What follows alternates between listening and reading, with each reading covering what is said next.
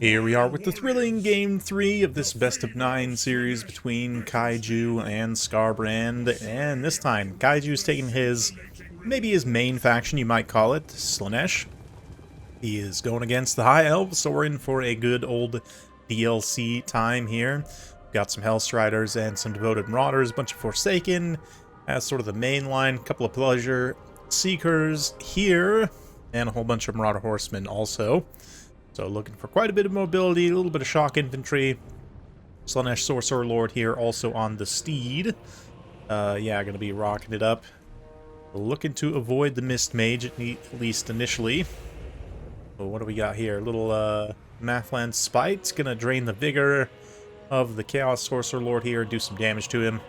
Meanwhile, Skarbrand rocking this relatively tall army. Bunch of ships company here, defended by some Oceanids. He's got the Sea Helm on foot, very cheap kit. Well, not totally 100% cheap as possible, but a couple support abilities here, and the Frost Heart Phoenix up in the sky to help control, of course, with Silak, the big old one-eye. And we moving through, getting ready to engage. Whoa. Attack animation definitely hit some guys, even though he wasn't anywhere close to any of them. That's just fine. Yes, indeed. Hopefully you guys have been enjoying this series so far. It's definitely been a fun one. We'll probably take a break after this video and go do some Slade shenanigans, but in the meantime, I see some classic Isles versus Slaanesh here. Keepers of the Flame. Phoenix Guard getting hit by those Marauder Horsemen a little bit. It's going to be a decent target for them, but the Marauder Horsemen also really want to throw their javelins here at the Oceanids. See if they can do some solid damage there. Yeah, fun fact, I actually bought this DLC for Kaiju because he had won a tournament a while back, and I told him as part of his prize he could have this DLC when it came out. So yeah, there you go. A couple of Pleasure Seekers there are just kind of hanging back for the time being, waiting for the right opportunity to engage. But wow, look at that big old splash attack. Even launches a bunch of friendlies back. Of course, isn't going to deal damage to them, but it's very disruptive in this fight here in the center. Forsaken trading okay-ish. The Ship's Company Regiment of Renown doing a really nice job, though, with the Wyrm, of course, backing them up. No surprises there, but Forsaken doing okay. Yeah, the Javelins, honestly, throwing at the Keepers of the Flame here is not the worst. They're going to bypass that physical resistance, high physical resistance of 30%, and just do some pretty good armor-piercing damage overall. Definitely can get some value that way. There's not a ton of healing here. The Mist Mage, of course, has Ladriel Shroud, which Overcast can give a little bit of healing. But can't do it to everything at the same time, right? Somewhat limited. He's also dumping quite a bit of Winds of Magic into this Mathland Spite right now, which is, granted, doing some damage. The Vigor damage might be important later on. We'll see. Actually, I haven't watched this replay yet, so I couldn't tell you. Maybe foreshadowing, maybe not. But nonetheless, the Pleasure Seekers here are going to come try and collapse various units, get some solid rear charges. They do kind of have to stay out on the move away from dangerous threats. Definitely want to have them in their ABCs, always be charging. Very much like chariot units, just keep them on the move, keep them sort of pinballing between different targets. But let's see, right now Silak pushing them away. We're going to get some Ladriel Shroud here, healing the Keepers of the Flame. Marauder Horsemen also still on standby. Going to try and get their Javelins once again.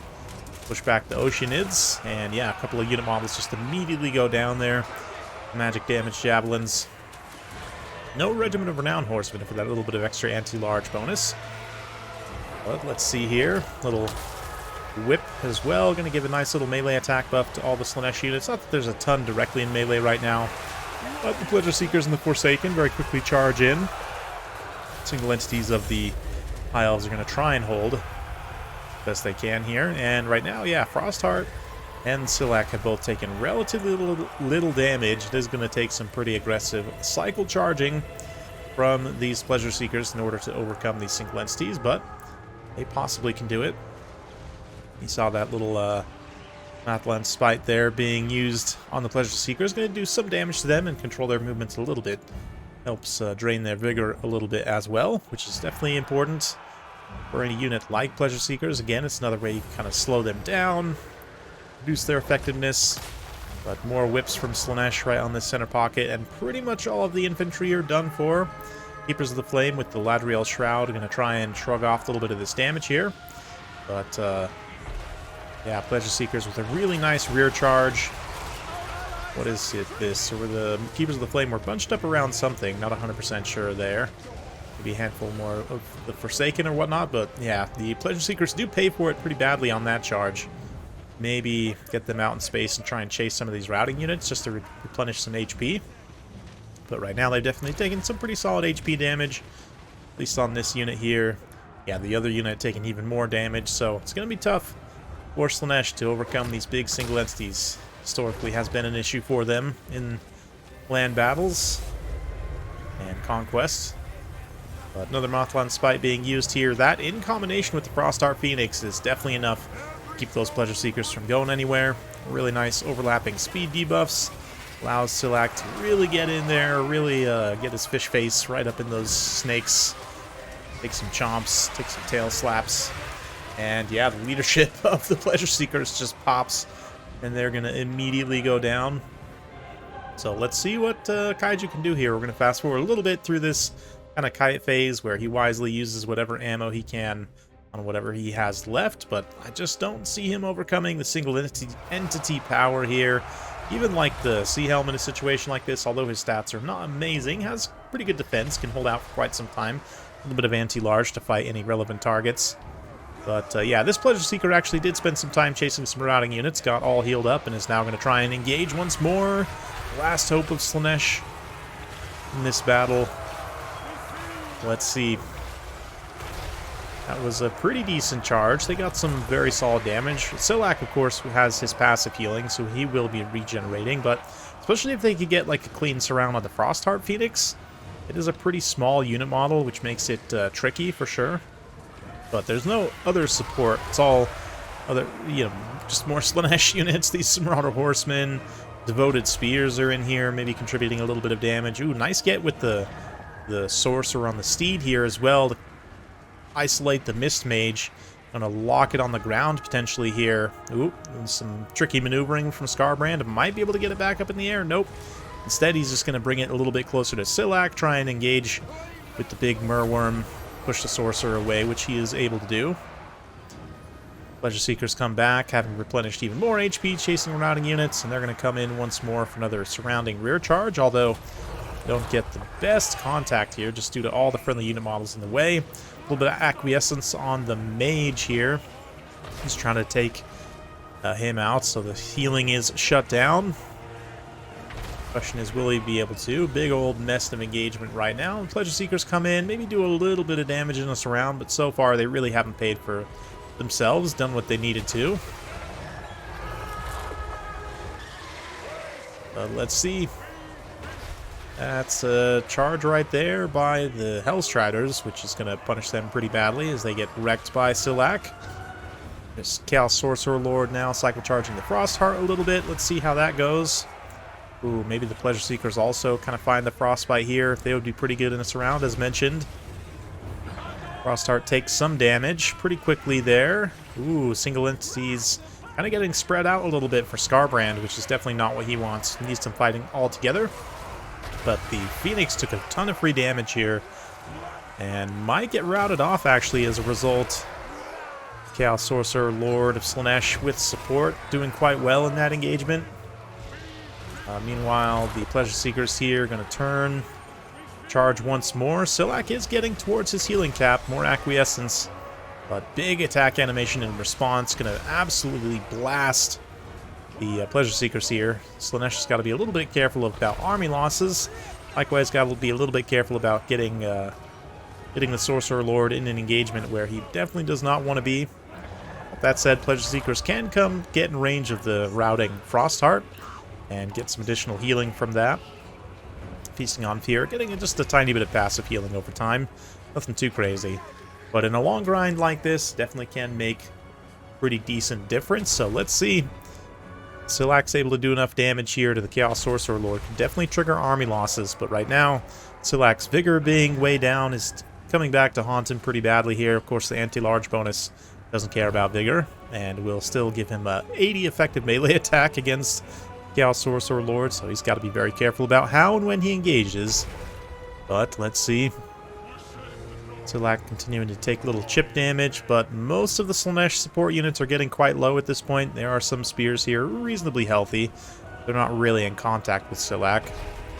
Yeah, Pleasure Seeker's chasing the routing Frostheart. Just continuing to rack up a little bit more HP. It is quite a slow heal, with only one unit routing in the vicinity. And, ooh, the Frostheart actually goes down. That's going to shut down the healing for the Pleasure Seekers. Maybe should have even pulled the Marauder Horsemen back a little bit to try and delay, or, I don't know, maybe the Marauder Horsemen are getting in the way of the Pleasure Seekers and actually kind of delaying their them getting in range to attack the Phoenix. Hard to say, but anyway. Going to charge in on the Sea Helm, immediately knock him over, and then just pull away. Try and get the Sorcerer Lord on him. Certainly not over yet for Slaanesh. Keep in mind these Marauder Horsemen also have Devastating Flanker on 18 charge bonus. Not too crazy, but it can do some work over time. And the Mist Mage is going to try and challenge the Chaos Sorcerer Lord here. I don't know if this is the greatest idea. He's immediately going to get acquiescenced. And yeah, those Marauder Horsemen with that Devastating Flanker in a nice surround should be able to finish off this Mist Mage. The speed of the Steed as well from the Chaos Sorcerer Lord definitely being felt at this moment. And it looks like the Mist Mage is down, so he's Kaiju's been able to kind of isolate and wear down and actually finish off quite a few of these single entities here for the High Elves. 2 out of the 4 so far, so can he finish it? Can the cycle charge come through and finish off? I'd probably go after Silak next and maybe just leave the Sea Helm to the end. It's got 74 melee defense and I guess only 53 armor now that he's exhausted, but maybe. Hard to say. Silak is also getting pretty low. He's got a really nasty punchback potential, but cycle charging him in the rear, you know, quick attack, and then disengage before Silak can really turn around. Acquiescence will also help, of course. But let's see, he's going to charge in with the Pleasure Seekers after the Acquiescence was popped. They're going to take some damage, but Silak also taking massive damage. The last, yeah, it didn't quite get all the way heal capped. Maybe needed one more Ladriel Shroud to really get there. But I guess the heal cap incoming from the regeneration. Yep, a little bit of space left, but HP rapidly dropping. Pleasure Seekers also take enough damage, though, that their leadership is going to lead to them demonically, I don't know, what's the word? Deflating? There we go. Like popping like a balloon. So it just comes down to Sea Helm getting locked in Horseman Jail. And then the brave Sorcerer Lord dueling the Great Beast. Wyrm here, getting quite low, but still 2,400 HP. Still not too far off from where the Sorcerer Lord is at, actually, right now. But some supporting spears moving in. They'll be able to do some work against Silak's 53 armor. Yeah, that exhaustion definitely putting in some work right now with a little bit of armor sundering. Helps a decent amount. Gets a good attack on the Devoted Marauders there, but the Chaos Sorcerer Lord on the side charge. Yeah, it looks like the Sea Helm is just kind of whiffing his attacks on the Sorcerer Lord. Not able to get very effective hits on him. I don't know if he's even really doing many attack animations, to be honest. Looks like he's just kind of taunting. Oh, there we go. Little attack there. But Silak is routed. Absolute disaster for the High Elves. And whoops, yeah, that means that Kaiju has the win pretty much sealed at this point. I mean, I guess there's a small chance that the Sea Helm can do some attacks and possibly rout. But with the speed of the Steed, he can cycle charge. Heart's content. And it's all legal within the rules because he has multi-model units left. So there we go. Oh, yeah, he did. You see the punchback? There was a little bit of punchback there on the Chaos Sorcerer Lord. And I do think that on the one hand, Kaiju's cycle charging was pretty crisp there. He wasn't really leaving himself at too much risk of taking damage, but at the same time, probably some favorable dice rolls as well. You know, the few attacks that Scarbrand's unit models were able to get in didn't quite land and do the damage that he needed to. Ultimately, I mean, Silak's definitely not his fault that the High Elves lost this. Almost 40,000 damage dealt. Absolutely insane. 355 kills. 4,885 damage value. Yeah, Silak did some very heavy lifting.